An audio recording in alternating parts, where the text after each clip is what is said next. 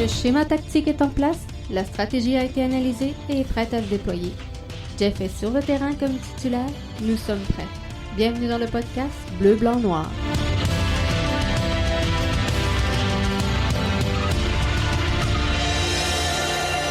Hey, bonsoir tout le monde et bienvenue au podcast BBN. Jeff Morancy avec vous sur le www.bbnmedia.com pour vous livrer encore une fois ce podcast qui lance la nouvelle semaine. Donc, on va être là avec vous comme ça tout au long de la semaine. Ce soir, on se parle du retour à l'entraînement complet en MLS. On s'en va dans le bon sens. C'est signe que ça s'en vient. On ne peut pas manquer Alphonso Davies. Encore une fois, on parle de lui. Fin de cycle au PSG. Je vais attendre votre opinion là-dessus. Mais sans grande surprise, Thiago Silva qui quitte le PSG. Donc, on va s'en parler. Est-ce que c'est une fin de cycle pour le PSG? Je pense pas, parce qu'il y a quand même un peu de profondeur là-bas. Et on se garde une belle marge de manœuvre, mais on va s'en parler. Tantôt, U-Sports qui cancelle tous ses événements et sa saison. Moi, je trouve que c'est un peu tôt. Je ne sais pas ce que vous en pensez, mais on va prendre les 30 prochaines minutes pour s'en parler. Si vous voulez venir nous rejoindre, si vous écoutez en direct, je vous invite à le faire. Je vous invite à partager notre podcast si jamais vous l'écoutez en direct. Sinon, ben, on est là, regarde, dans la chatroom. Je vous ai mis un bonsoir. Le podcast BBN, ça part maintenant. Disons simplement que tu veux mettre toutes les chances de ton côté pour ne rien manquer du podcast BBN. Un des meilleurs podcasts sportifs au Québec, directement orienté vers l'impact et la MLS. Je t'invite à nous suivre via nos différentes plateformes. Pour le podcast, nous sommes sur Apple Podcasts, Spotify, Google Podcasts et plusieurs autres. Nos vidéos sont disponibles sur notre chaîne YouTube et sur notre page Facebook. Pour ne rien manquer de l'interaction de Jeff avec son auditoire, viens nous suivre sur Twitter et sur Facebook. Dans tous les cas, recherche Podcast BBN, tu vas nous trouver. Si jamais tu veux parler directement à l'animateur, utilise le compte Skype de l'émission. Ah, j'oubliais presque. Visite le site de la station aussi au www.bbnmedia.com. T'as le droit de partager si tu aimes le contenu. Bon podcast. Alors, oui, on est de retour à l'entraînement complet. C'est pas toutes les équipes, par contre, qui sont là et qui sont prêts à le faire. Mais quoi qu'il en soit, est-ce qu'on s'en va dans le bon sens? Je vais juste me replacer comme il faut. Donc, est-ce qu'on s'en va dans le bon sens? Clairement, oui.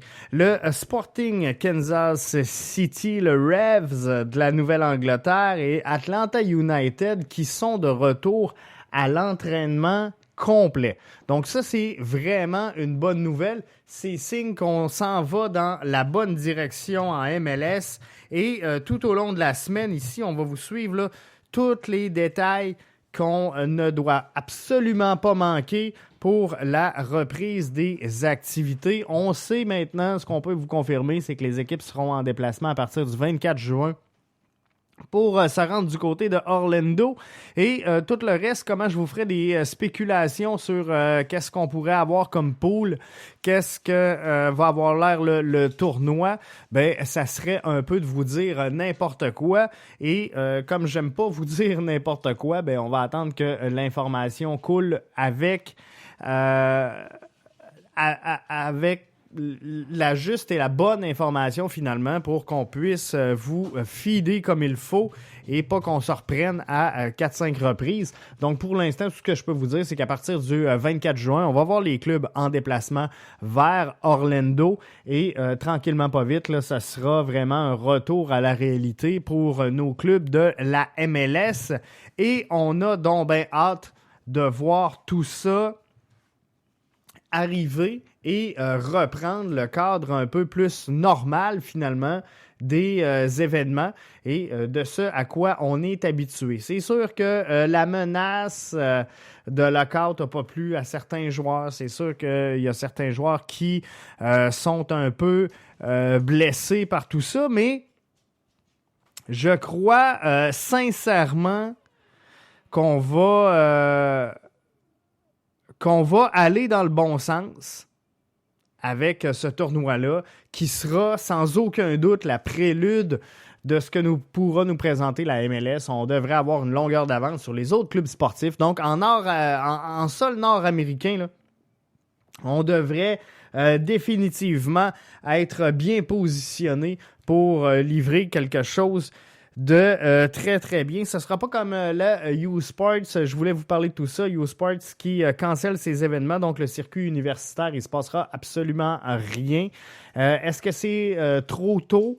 Moi, sincèrement, je pense que oui. Je pense qu'on aurait dû attendre un peu avant de canceller tout ce qui est circuit universitaire canadien. Mais c'est sûr que le Challenge U-Sports et tous les championnats U-Sports sont officiellement cancellés.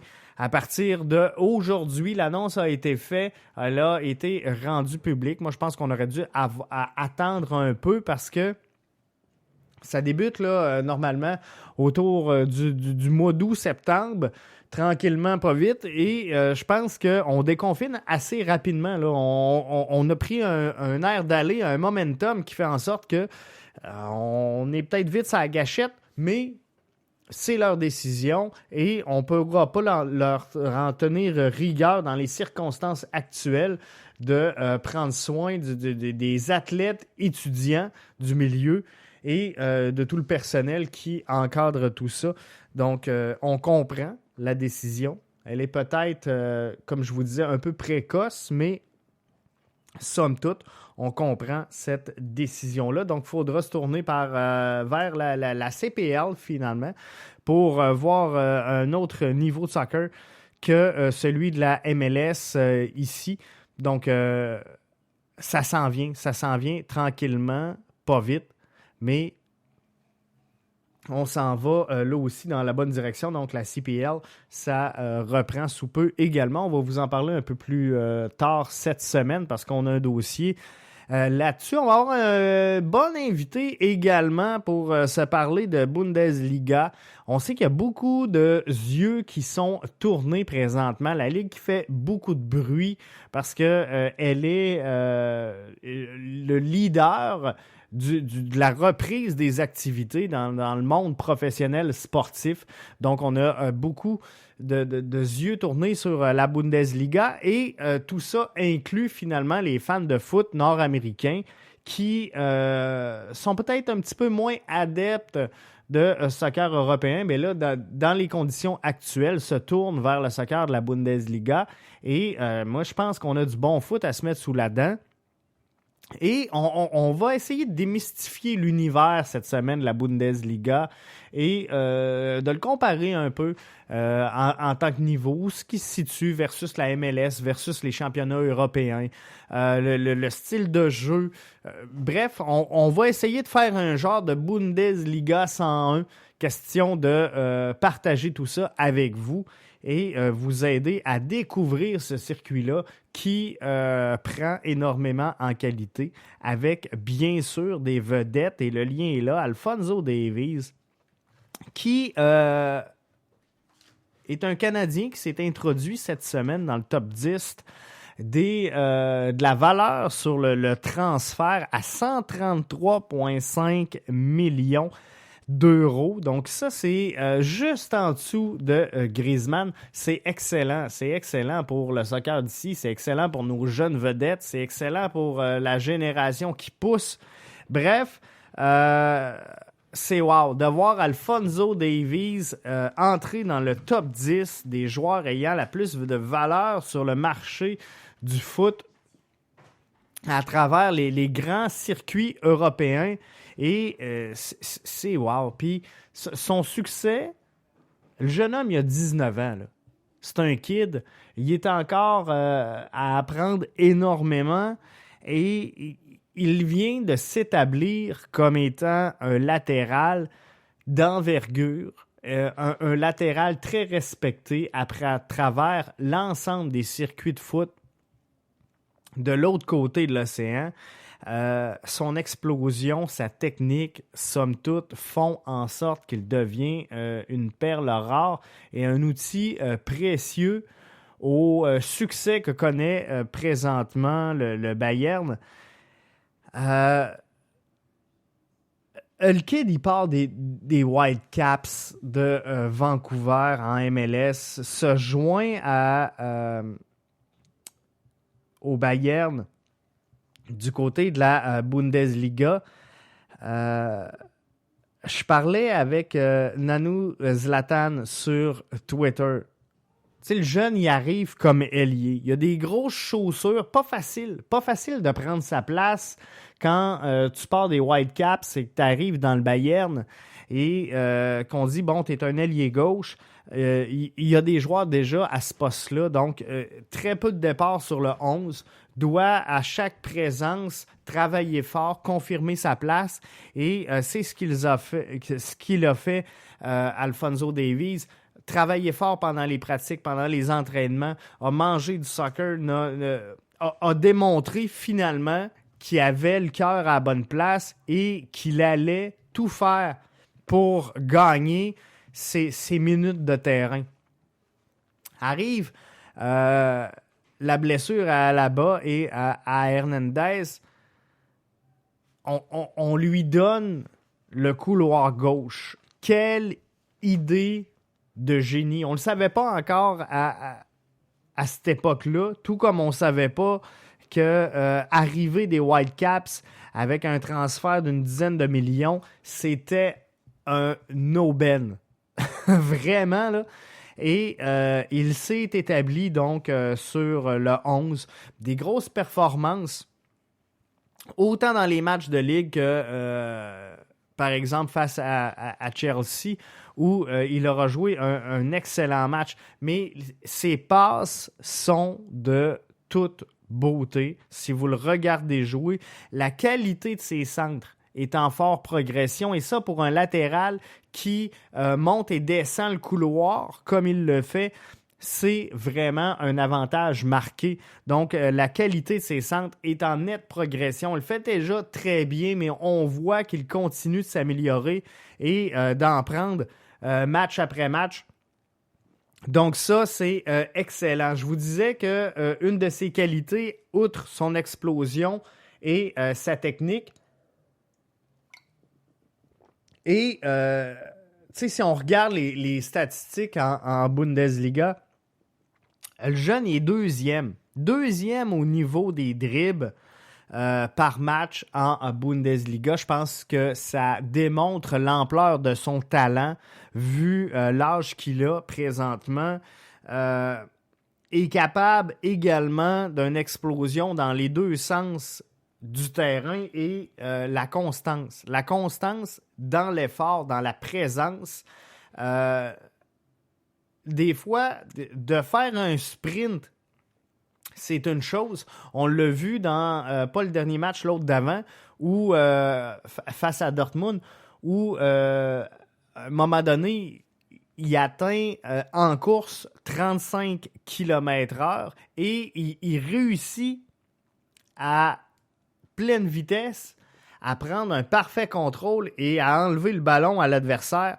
Ça, c'est phénoménal. De faire une course 35 km/h, c'est une chose, mais d'être en mesure de terminer son action et de gagner son duel alors qu'il est en repli défensif et que l'autre joueur a littéralement là, une coupe de pied d'avance sur lui. Donc ça, c'est phénoménal. Mais il est capable de repartir dans l'autre sens et de rentrer dans l'axe ou encore de faire un centre. C'est tout simplement prodigieux. La lecture qu'il fait du jeu est incroyable. Ses replis défensifs sont incroyables. Je le rappelle, là, 19 ans le kid. 19 ans et il a encore tout à démontrer. Donc, on n'a pas fini d'en parler. Et j'ai hâte que les médias qui ont plus de visibilité que moi au Québec commencent à en parler davantage parce qu'on a une pépite à proximité, une pépite d'ici qui fait rayonner le Canada au grand complet. Ce serait le fun qu'on en parle davantage, mais thumbs up sans farce à Alphonso Davies et au Bayern qui ont décelé le talent, ont su se l'approprier à faible coût dans les circonstances. C'est un pari osé, un pari risqué, mais c'est un pari qui est, croyez-moi, aujourd'hui d'un bureau. Ils s'en tapent les mains et sont vraiment contents du move qu'ils ont fait avec Alphonso Davies. Je vous rappelle, 10 millions, la valeur du transfert des Whitecaps vers le Bayern. Aujourd'hui, on l'évalue dans le top 10 sur le marché européen à 133,5 millions d'euros de valeur. C'est mérité, là. Il ne l'a pas volé, le gars. Il l'a travaillé et il continue de nous le démontrer en tout temps. Je veux qu'on se parle également dans le podcast de ce soir, puis on est rendu là. Est-ce qu'on est en fin de cycle pour le PSG? Thiago Silva, capitaine du PSG, qui quitte à la fin en tout cas à l'été. Beaucoup de respect, Thiago Silva, pour son club. On pourra lui reprocher maintes choses. Il y en a qui lui reprochent son manque d'agressivité et je vais presque même appeler ça de la peur dans son cas. Mais une chose qu'on pourra jamais lui reprocher, c'est de ne pas avoir été fidèle et loyal à son club. Je pense qu'il respecte énormément l'institution que représente le PSG. Mais sur les réseaux sociaux, aujourd'hui, je regardais les commentaires un peu partout. Et c'est pas une surprise, là. On attendait la confirmation de ce départ-là, mais on savait que ça allait arriver. Et on savait qu'il allait avoir des modifications, donc suite à tout ça. Mais il y en a plusieurs qui parlaient de fin de cycle pour le PSG avec le départ de Silva. Je veux juste mettre une chose en perspective. Pour moi, et tu sais, la fin de cycle, là, on peut l'évaluer de plusieurs façons. Il n'y a pas un guide de foot qui va vous dire, regarde, voici ce qu'est en foot une fin de cycle. Mais pour moi, personnellement, si on me parle, Jeff, c'est quoi une équipe sur un club sur un fin de cycle? Ben, pour moi, c'est quand tu perds le cœur de ton équipe et que tout lâche autour de ça. Donc, c'est un peu, là, comment dire, si tu écartes la colonne vertébrale de ton club et que tu n'es plus capable de le construire et de le garder au même niveau et que là, tu dois tomber en reconstruction complètement, là, tu es dans une fin de cycle. Mais avec des joueurs comme Verratti jusqu'en 2024, avec des Neymar qui sont là et des Mbappé qui sont là jusqu'en 2022, c'est sûr que le départ de Silva et de Cavani viennent un peu clore un jalon, on va le dire comme ça peut-être, dans l'histoire du PSG. Mais de là à parler d'une fin de cycle, on s'entend, on va se mettre d'accord sur une chose. Il y a quand même une bonne marge de manœuvre qui se dégage au PSG avec le départ de Silva. Avec la rupture de ce contrat-là, ben pas la rupture, mais la fin finalement de ce contrat-là, on parle d'une latitude qui s'installe au PSG, puis je veux pas statuer exactement sur c'est quoi la latitude, puis c'est-tu 12 millions, puis tu sais, aujourd'hui, on s'astinait sur les réseaux sociaux, mais c'est clair que, somme toute, il y a une marge de manœuvre qui se libère présentement au PSG et ça va être intéressant de voir quels seront les prochains mouvements qui seront mis de l'avant par le PSG pour combler le départ de Thiago Silva? Est-ce que ça aura été le joueur qui aura marqué le plus l'histoire du PSG? La réponse, elle est claire. C'est non. Est-ce qu'on tourne une page importante? Je pense que oui. Il aura marqué à sa façon et par son attitude et sa loyauté envers le club, une certaine strate de l'histoire du PSG. Mais de là à dire que le PSG est en fin de cycle, et je le rappelle, selon moi, à mes yeux, si on parle de fin de cycle, on parle de reconstruire un club, de repartir de zéro et de dire là, il faut aller dans l'intégration verticale. Qu'est-ce qu'on a? Il faut aller sur le marché des transferts. Il faut regarder tout ce qui se passe partout. Mais une fin de cycle, pour moi, tu ne peux pas garder ton équipe au même niveau. Si une équipe gagne un championnat qui perd ses 4, 5, 6 leaders, ses meneurs de jeu, et qu'on se retrouve l'année d'après à se battre finalement dans le peloton de fin du classement, pour moi, on est en fin de cycle. Comprenez-vous? On vient de démarrer un nouveau cycle et là, on entre en reconstruction. Mais avec ce que le PSG est capable présentement de présenter, du moins sur papier, on s'entend, faudra voir qu'est-ce que ça va finir par aboutir sur le terrain. Mais avec ce qu'on a comme formation présentement, moi, je crois sincèrement qu'on est loin d'une fin de cycle. Les choses vont être différentes, vont être autrement, mais je le rappelle, il y a quand même une marge de manœuvre qui se libère présentement au PSG pour combler le départ du capitaine. Mais il faut s'entendre, cette marge de manœuvre, dans les circonstances exceptionnelles de la pandémie actuelle qui fait rage à travers le globe au grand complet, est-ce qu'on est en mesure de réinvestir et d'injecter toutes ces sommes-là à l'intérieur de la masse salariale pour attirer au Paris Saint-Germain un joueur capable de remplacer Silva? Bien là, c'est l'avenir qui va nous le dire. C'est sûr que présentement, il y a énormément de clubs qui font tout ce qui est en leur pouvoir pour économiser et essayer de sauver les meubles. C'est ce qu'on veut faire présentement. On ne se le cachera pas, il n'y a pas une équipe qui va sortir, il n'y a pas un club de foot cette année qui va sortir riche de la présente saison. Il n'y a pas un club, il n'y a pas un propriétaire d'équipe qui va s'en mettre plein les poches cette année. Soyons francs et disons-nous les vraies choses. Donc, oui, on va essayer de limiter un peu les dommages et de soulager finalement la masse salariale du PSG. Est-ce que on va immédiatement réinjecter l'ensemble de ces fonds-là et les dévouer ou les dévier vers de nouvelles ressources sur le terrain?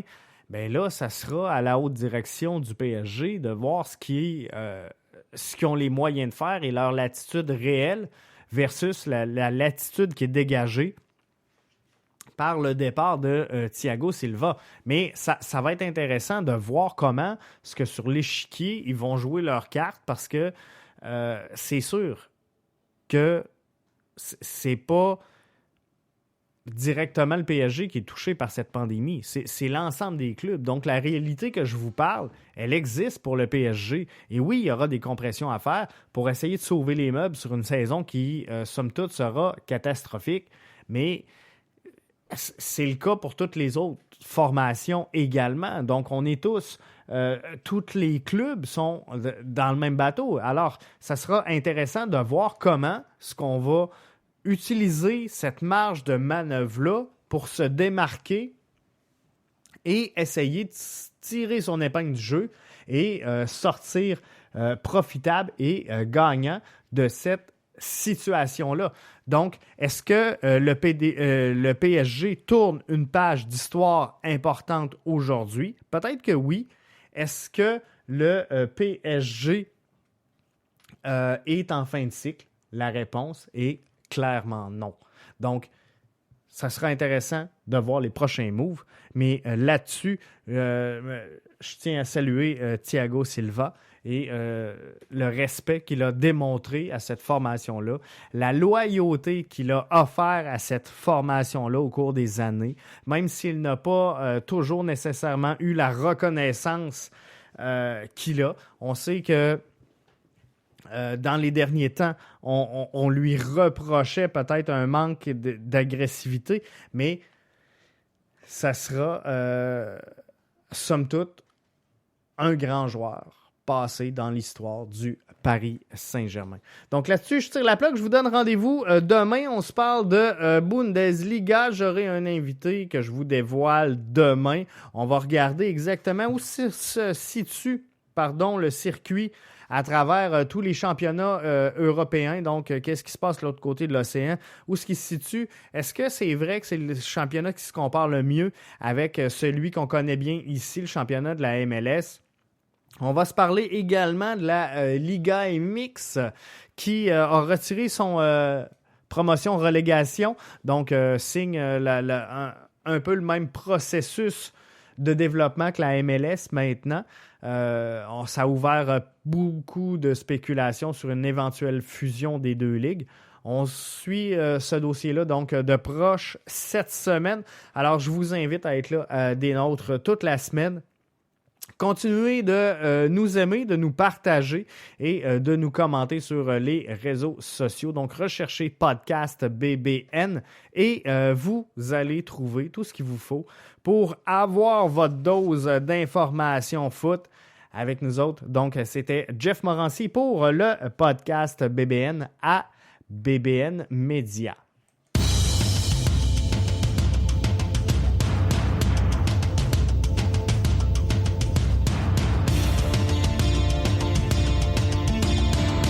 Le schéma tactique est en place, la stratégie a été analysée et est prête à se déployer. Jeff est sur le terrain comme titulaire, nous sommes prêts. Bienvenue dans le podcast Bleu, Blanc, Noir.